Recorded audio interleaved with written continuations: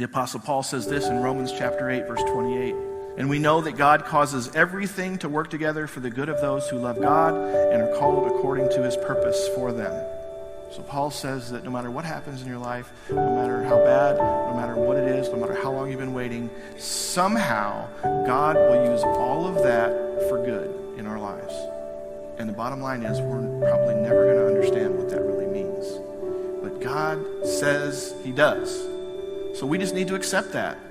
We need to just realize, okay, God, you're telling me that thing I'm dealing with right now, this thing that really stinks, that I just wish wasn't in my life, you're telling me somehow this is going to make good out of this? Okay, I'm going to trust you because I sure don't see it. And that's what we need to do. Some things we just won't understand. But we need to accept that because we're not always going to understand the waiting. Let's look at the next verse, chapter 11, verse 6. Plant your seed in the morning and keep busy all afternoon. For you don't know if profit will come from one activity or another, or maybe both. So he started out by saying, don't be paralyzed by waiting for the perfect weather, or we could say, don't be paralyzed by waiting, but instead, what did he say? Keep busy, keep working, keep doing something.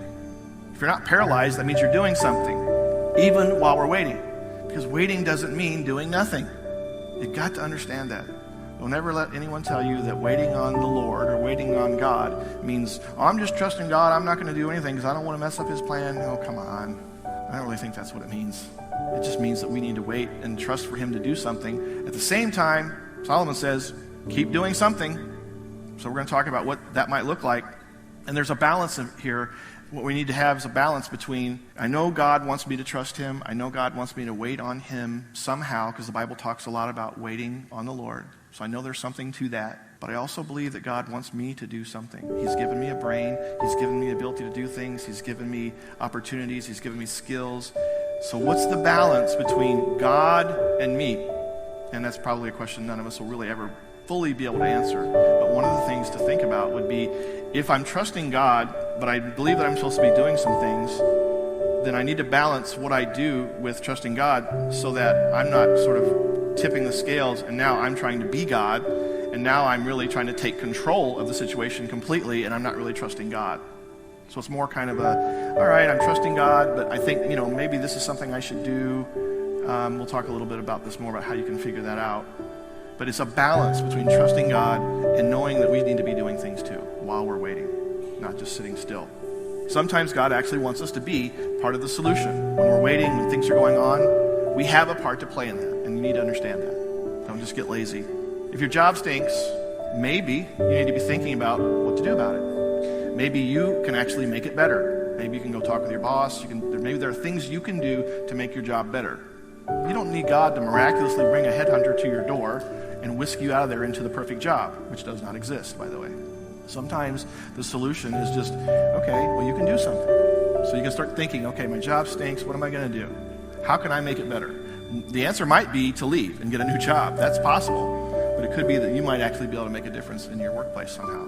Or you don't have a job. Again, God's not going to bring a headhunter to your door. Hey, I don't know you. God just sent me here. I want to give you a job.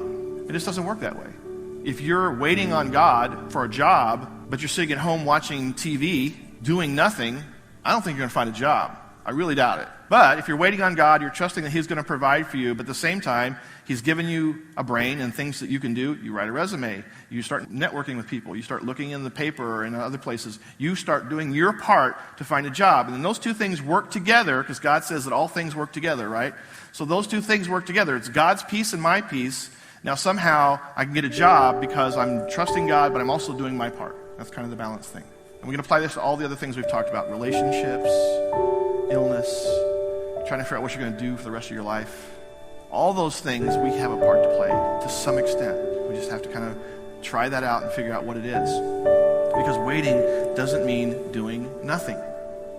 Now, we're really big on application here at Journey. We talk about it a lot because application is what really makes the difference. You come here and we sing and we study the Bible and you leave and you never really do anything with it, your life's really not going to change much. And after a while, you'll kind of give up because nothing's really changing. But I'm telling you, if you apply these things to your life, if you really take the things that we talk about and really apply them to your life, it will make a difference. I promise you, I know it's changed mine. It's changed a lot of people here. And it's like, ladies, if you go and you buy makeup and you take it home and you leave it in the package, wow, that's really not going to help, is it?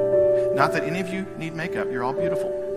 Just want to make sure you understand that. But I mean, you understand, right? I mean, you spend $20 on a makeup thingy, and I don't know what they are, and some makeup thing, and you take it home and you never apply it. It doesn't make any difference. Well, the Bible's the same way. Studying it, memorizing it, all these things don't make any difference if we don't do anything with it. Guys, it's like buying a new set of tools, and you put them in the garage, and you never open the box and take it out of the wrapping. They're not going to help you, are they? No, they're not. So we need to apply this stuff to our lives. I'm just going to give you one point, and then we're going to spend the rest of our time talking about this one point. And the point is this. Optimize the waiting. What I'm talking about is, look, we're all waiting on something. Optimize the waiting. It means I'm going to make the most of this because I believe that God uses everything to my good. So that means some good can come out of this, whatever it is. I don't know what it is, but I'm going to trust God. If something good could come out of this, well, then I want to get the most out of this. I want to optimize the waiting. So instead of doing nothing, that means I'm going to do something because I want to get the most out of this. I want God to be able to use this to make me a better person, a better Christ follower, a better whatever. So optimize the waiting. It could be an opportunity to grow spiritually. I could grow in my trust of God, my faith, my understanding of God. Something good could come out of this, and I want to do my part to make sure that happens.